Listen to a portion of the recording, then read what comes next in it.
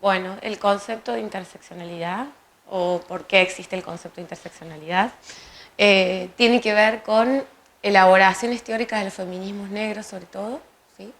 Que vinieron a visibilizar que las personas no nos desigualamos únicamente en términos de clase, por ejemplo, lo que han sido las grandes teorías críticas a lo largo de la historia, han sido las diferenciaciones entre los sujetos en términos de clase, y posteriormente sí se ha ido incorporando las discusiones del feminismo en torno a las diferenciaciones de género, ¿no?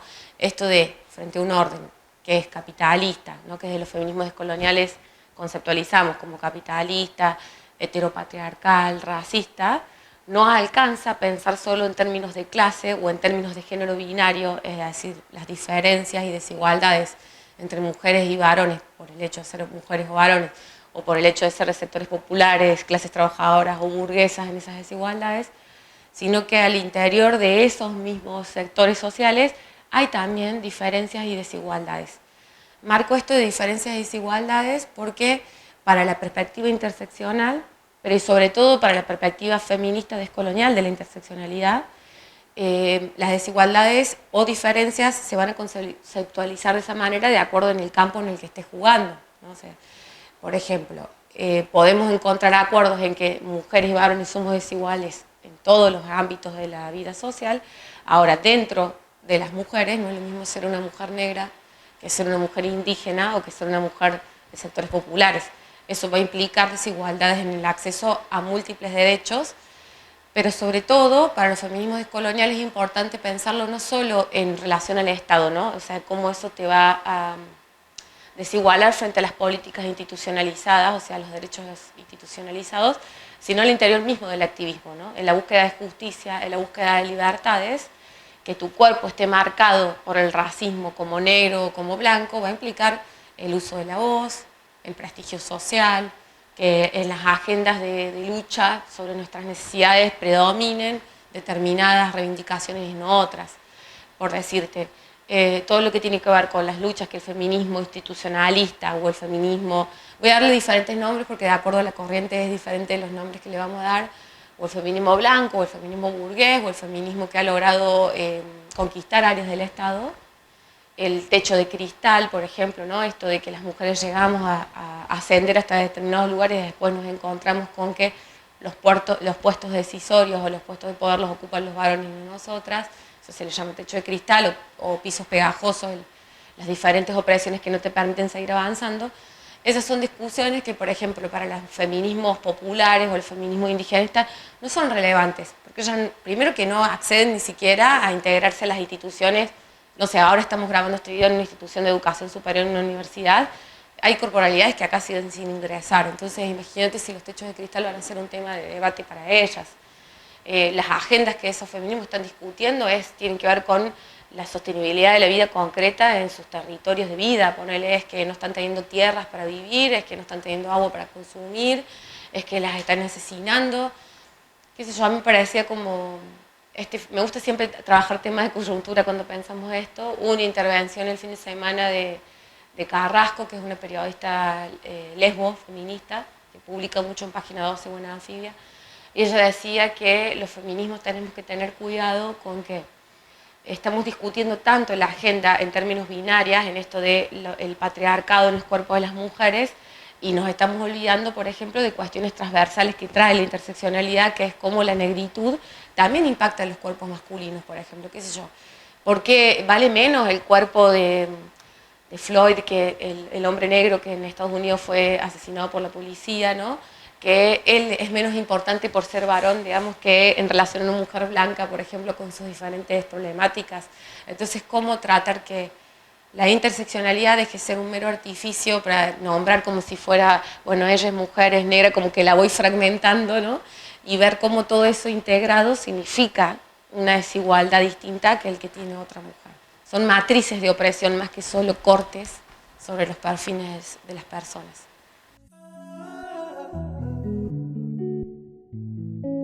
Partamos de la base de pensar que la universidad en sí misma es una institución colonial, ¿no es cierto? Como ya su marca de origen, su génesis, tiene que ver con la imposición de que hay cierta visión del mundo, cierta lectura de la realidad que es superior, que es más desarrollada, que es lo que necesitamos como pueblos para vivir, digamos, para que los términos coloniales sería para desarrollarnos bien o para vivir mejor, digamos, que va a contrarrestarse con la lectura de nuestros pueblos originarios previo a los Estados-nación sobre lo que es un bien vivir, un buen vivir.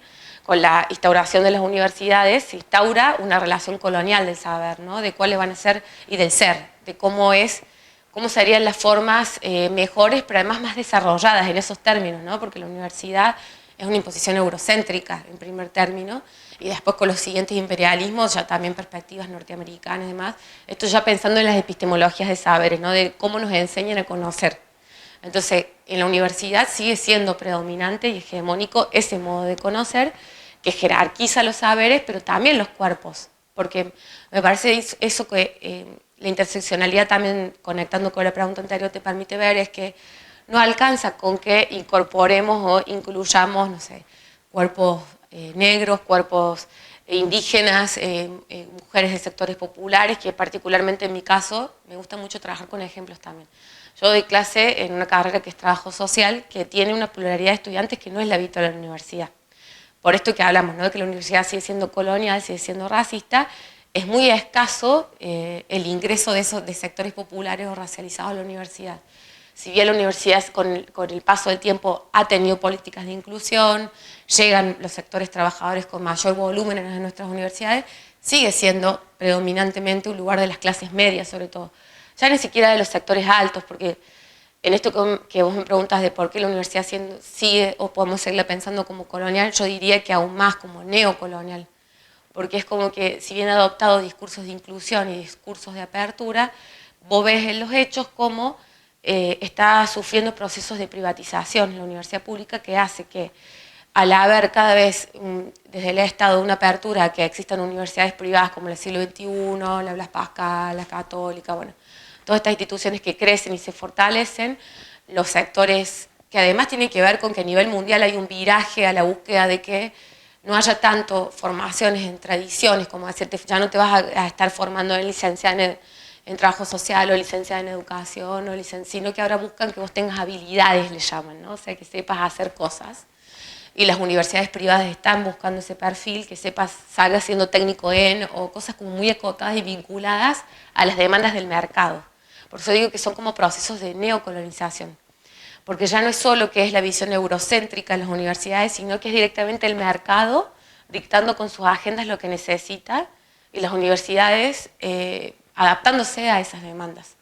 Entonces es como la universidad va quedando como una especie de institución vetusta, donde se estudian cosas que al mercado mucho no le interesa, entonces los sectores más altos migran hacia las universidades privadas, las universidades públicas son de sectores de clase media, trabajadora por decirlo de algún modo, e incluso dentro de esos sectores medios trabajadores son sectores blancos, ¿no? Como sobre todo, o blanquizados, que han pasado, nosotras en los estudios, en los feminismos descoloniales llamamos a procesos de blanquización al hecho de que sectores que no son blancos, porque hay que entender que no tiene que ver con una pigmentación de la piel. O sea, esto lo dice Rita Segato, yo puedo ser blanca en América Latina, pero voy a Estados Unidos y soy una sudaca, voy a Europa y soy una negra de mierda, por más que sea blanca, digamos. Tiene que ver con tener determinados capitales o recursos. Para entrar a la universidad vos te tenés que blanquizar, tenés que saber hablar de determinada manera, tenés que vestirte de determinada manera para ser considerada medianamente relevante. Y en eso, conectando con lo que yo les decía de la carrera de trabajo social, yo tengo estudiantes que son empleadas domésticas, tengo estudiantes que han liderado procesos de toma de tierra, tengo estudiantes que son de sectores populares, pero que para poder sostenerse a lo largo del tiempo en la carrera, tienen que lograr determinados aprendizajes coloniales sobre cómo hablar, sobre cómo relacionarse, de cómo poner el cuerpo en el aula, sobre qué palabras están bien y qué no. Un montón de aprendizajes de blanquizarse, que si no los aprenden y no los incorporan, son excluidas. Entonces, por eso hablamos de que la universidad sigue siendo colonial, porque hay una epistemología que es colonial, o sea, hay un saber eurocéntrico que sigue predominando y jerarquizando saberes, ¿no? En esto de que es la ciencia, el saber que legítimo y el resto no, pero también hay una colonialidad del ser, ¿no? O sea, como qué cuerpos son valorados dentro de esas instituciones y qué cuerpos no son valorados, no importan. Y también hay una colonialidad del género, ¿no? Las mujeres predominamos en la pirámide más básica de la universidad y a medida que vas como mirando hacia arriba, nos vamos decayendo, más si somos madres, más si no somos de sectores con poder adquisitivo para poder pagarnos más titulaciones, más ascenso, más cosas. Porque también esto de la blanquización se produce en el género, también digamos, una mujer puede superar determinadas barreras interseccionales como el hecho de ser mujer a medida que adquiere capitales, recursos simbólicos que le permiten disputar con otros varones, puede ir ascendiendo. Pero eso te va filtrando la universidad, entonces nos vamos cayendo y van quedando determinadas mujeres que son la excusa que también el patriarcado usa para decir que estamos mejor, ¿no? Mirá, pero bueno, ahora hay una decana mujer. Sí, bueno, pero ¿cuáles son las perspectivas de esa decana mujer? ¿Cuáles son las políticas que en términos de inclusión anticoloniales aplica esa decana? Y a veces son muy diferentes a las que aplicaría un varón. Entonces lo que viene a traer la perspectiva interseccional también es esa pregunta por, ¿tiene que ver con una cuestión biológica solamente o tiene que ver con cuál es la perspectiva y la política real que ese cuerpo aplica para incluir, integrar, etcétera, ¿no?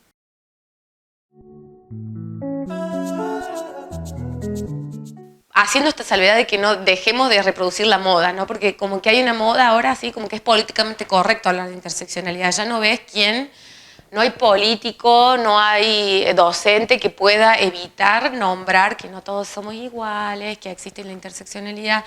Ahora, es como pasó con la diversidad, ¿viste? O como con la idea de inclusión, que capturada por el discurso neoliberal es como que es vaciada y termina siendo como un festival de identidades. Y en esto de que a mí me gusta traer ejemplos, tuvimos una actividad el fin de semana que tuvo que ver con el cupo laboral trans y travesti, y se dieron discusiones allí de cómo hacer para que ingresen los compañeros trans y travesti en las universidades realmente, ¿no?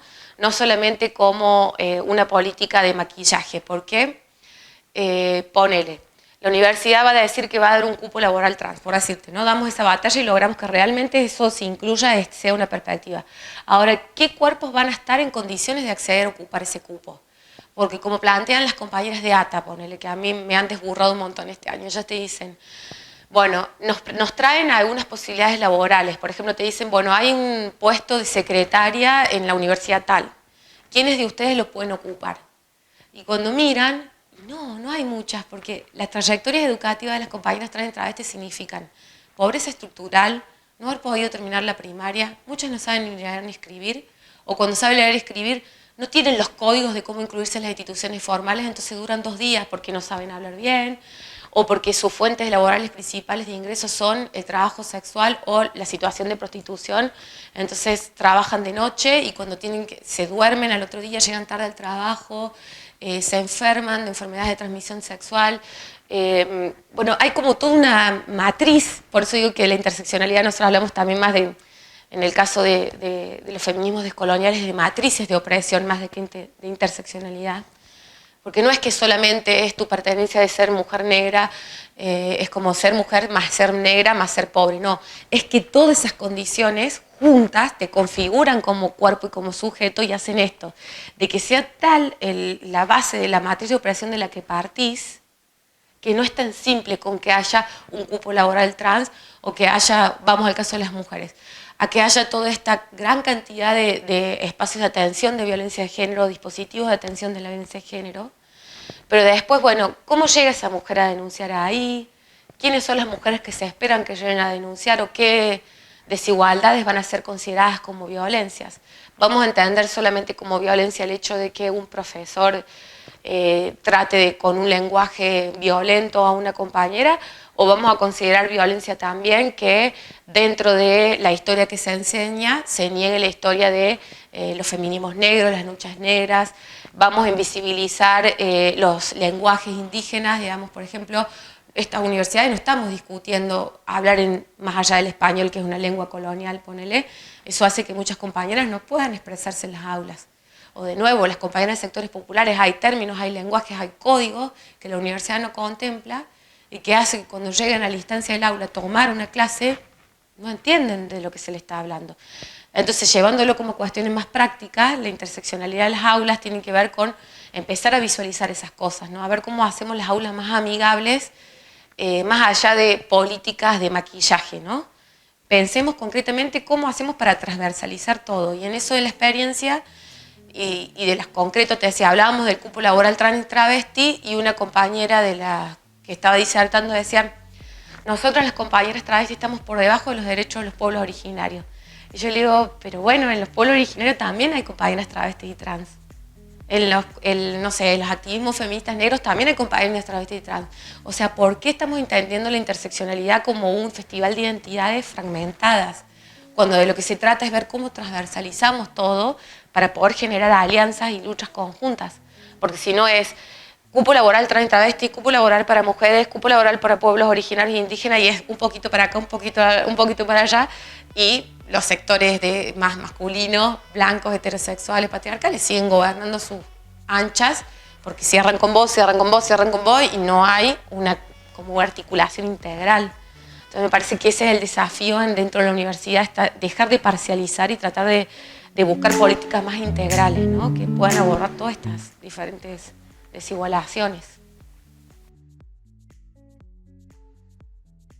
Me parece que nos sirve bastante los debates que están llevando los feminismos antipunitivistas, que, de nuevo, cuando uno lo mira desde los feminismos descoloniales, ya desde los 70, todo el lesbofeminismo, el afrofeminismo ya venía hablando del punitivismo y de intentar salir por fuera del lenguaje penal y por fuera del lenguaje del castigo, que es el que suele atravesar los dispositivos de atención de la violencia, pero no porque nosotras las mujeres que estamos en esos espacios, porque somos mujeres cisgénero en general las que llegamos a estos espacios de atención de la violencia y demás, no es que nosotras querramos ser castigadoras o punitivistas, sino que no hay gramática, no hay discurso que nos permita agenciar otras prácticas, que me parece que los feminismos antipunitivistas, que están leyendo esas corrientes que te decía anteriormente, están tratando de introducir algunos debates como son. Voy a puntualizar dos nomás, me parece como para poder pensarnos.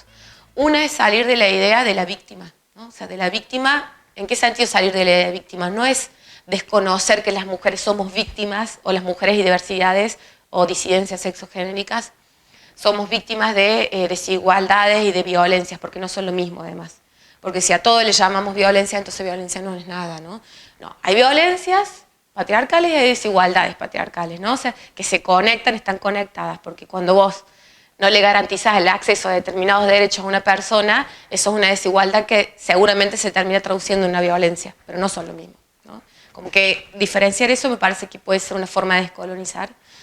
Otra forma de descolonizar es trabajar con la idea de la víctima. ¿Y esto cómo es? Tratar de no homogeneizar la atención a todas las víctimas como si todas fueran iguales. Y ahí está de nuevo lo de la importancia de la interseccionalidad. Seguramente las necesidades de una persona que viene a reclamar a un espacio de atención de violencia no va a ser igual si tiene que ver con un cuerpo blanco, heterosexual, cisgénero, que el que va a ser el de una disidencia sexual, una mujer lesbiana o una travesti o trans, ¿no? O sea, cada víctima es distinta, ¿no? Es diferente. Y tratar de que ese concepto de víctima no sea homogéneo ya es un montón de aporte. Además, ¿por qué? Porque te permite salir del lugar de que la víctima tiene que cumplir con determinadas características. Tiene que ser totalmente desempoderada, en el sentido de tiene que venir deshecha, tiene que venir con una idea de desprotección total, buscando que vos la cobijes y le digas qué hacer. No, a veces las víctimas sí saben qué necesitan. Vienen y te dicen, yo necesito que esto se resuelva con un resarcimiento económico, necesito que esto se resuelva con que este varón vaya a hacer algún curso, no sé, la ley Micaela, una capacitación, necesito que este varón me pida una disculpa pública, necesito que este varón haga algún tipo de trabajo comunitario dentro de la universidad. No siempre el pedido de la víctima es que tenga que pasar por algún sistema penal o que sea excluido del espacio institucional, ¿no? Otras veces sí, otras veces la víctima te viene y te dice, yo no me lo quiero cruzar, porque no me lo quiero cruzar en el aula, no me lo quiero cruzar en los pasillos, pero eso tiene un límite. ¿Hasta cuándo vos podés pedir que ese tipo o ese hombre no circule por los espacios laborales? Porque, y esto es lo que hay que tener en cuenta, no es defender al varón, sino entender que ese varón también está atravesado por un montón de posiciones. Capaz que es el tipo que provee económicamente a la familia, ¿no? A su familia, a un montón de sujetos. Entonces, ¿qué? Vas a pedir que lo dejen sin trabajo. ¿qué vas a esperar que resulte de ahí? Si vos excluís, desafiliás a ese varón de todos sus vínculos comunitarios, laborales, todo, ¿qué esperamos que salga de ahí? ¿Algo mejor? Porque es el debate que le estamos dando respecto a las cárceles. Si sabemos que las cárceles están compuestas al 90% de varones pobres y racializados, ¿vamos a pedir más cárceles? O sea, más cárcel para las situaciones de violencia de género. ¿O podemos empezar a pensar en términos de justicias restaurativas? A mí me parece que el feminismo descolonial o apuestas descoloniales tienen que ver con ser más creativas. Y a veces ser más creativas y salirnos de la gramática punitivista, castigadora, victimista, es un poco jugar con los límites, ¿no? Porque a veces como que te tienden a interpretar que vos estás pidiendo impunidad. Y totalmente lo contrario, estás diciendo que no querés impunidad para ninguna de las partes ni de las situaciones, pero que seguir con la lógica patriarcal y que, bueno, la Rita Segato lo habla eso, ¿no? Dice, estamos pidiendo alternativas a las lógicas patriarcales, pero se lo pedimos a un Estado patriarcal. Entonces es como un poco, o a una universidad patriarcal, es un poco contradictorio. Entonces, a ver, ¿cómo generamos prácticas descoloniales dentro de las instituciones que apunten a ir descolonializando a esas instituciones? Implica, para cerrar la idea, desarmar la idea homogénea de víctima podría ser una. Justicias singulares sería, cada víctima tiene formas diferentes de tramitar una vulneración que tienen que ser escuchadas más allá de lo que a vos como dispositivo de atención de la violencia te parezca justo o no justo. Me parece que hay que respetar la voz de las víctimas. Y también de construir la idea del victimario, que es ahí donde empiezan todos los conflictos, ¿no? Esta idea que tenemos como del agresor, victimario, violento, como ese tipo que está totalmente loco, que es un psicópata, que es un violento que se tiene que resocializar, readaptar, cuando en realidad lo que es un sujeto sobreadaptado a los discursos dominantes de lo que es la masculinidad, ¿no? Es un tipo que está llevando al límite un discurso social que todos los varones lo llevan a cabo, digamos, todo varón cisgénero y predominantemente heterosexual va a tener algún tipo de práctica de ejercicio de los privilegios y por lo tanto de las violencias. Ahora, no todos los varones son iguales, ahí entra también la perspectiva interseccional, porque parece que solo la interseccionalidad se aplica para las mujeres y cuerpos feminizados, y no, también es para los varones. No es lo mismo un varón de sectores populares racializados que un varón blanco burgués de determinados sectores. De acuerdo a cómo un varón se acerca más o menos a determinada estereotipo dominante de lo que sería la masculinidad hegemónica, son las capacidades de ejercicio de ciertas violencias y de ciertos privilegios. Y a veces ciertas violencias tienen que ver con expresiones de frustración, de incapacidad, un montón de cosas y no tanto de pretensiones de dominación. O sea, es como que para mí hay que aprender a descolonizar nuestros propios feminismos dentro de las universidades para avanzar a justicias descoloniales.